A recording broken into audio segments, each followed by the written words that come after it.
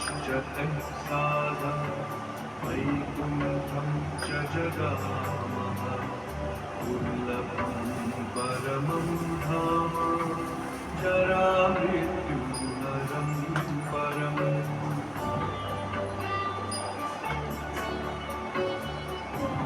श्री भगवान उवाच सुदामानामगोपश्च पार्षद प्रवरो मम सप्रापदानभिभूतिं गाथाशापासुदारुणं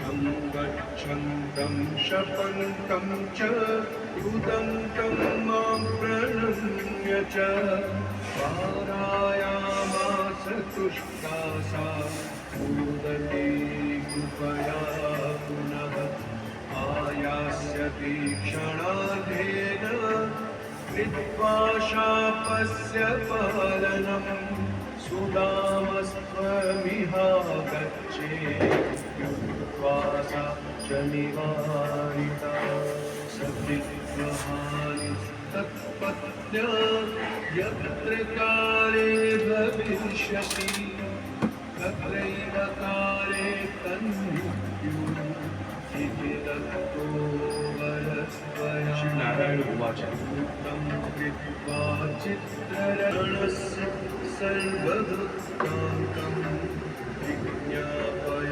कर्माचिरम्। पुष्पदन्त उवाच राजेन्द्र पुष्पभद्रानदीतीर्थं निश्चितं भूतस्य वचनं श्रुत्वा शङ्खचूडप्रहस्य च प्रभातेऽहं गमिष्यामि त्वं च गच्छेत्युवाचः।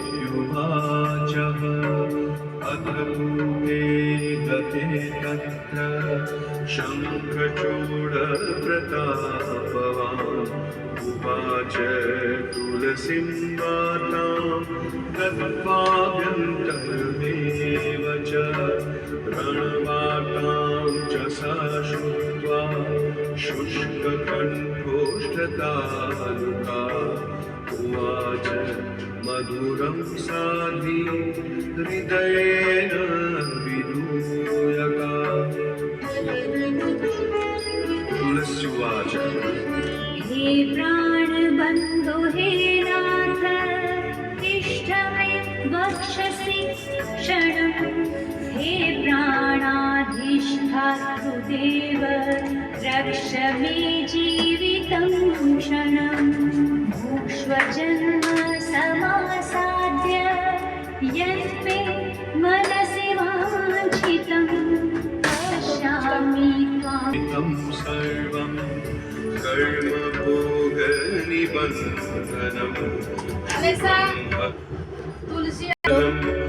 जनं जनेन जनिता जनं पाति जनेन यः जनं जनेन हरते तं देवं भज साम्प्रतं संहर्तारं च संहर्तु तं देवं शरणं व्रज।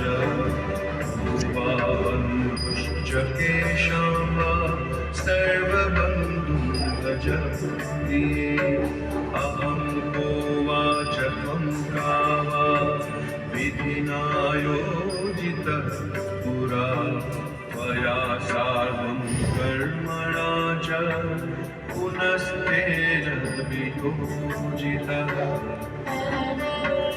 श्री नारायण उवाच कृतासेना परिमिता दानवेन्द्रेण नारद तस्यां सेनापतिश्चैव युद्धशास्त्रविशारद पुष्पभद्रा नदीतीरे यत्राक्षयवटः शुभः तत्र गत्वा शङ्खचूडो ददर्श च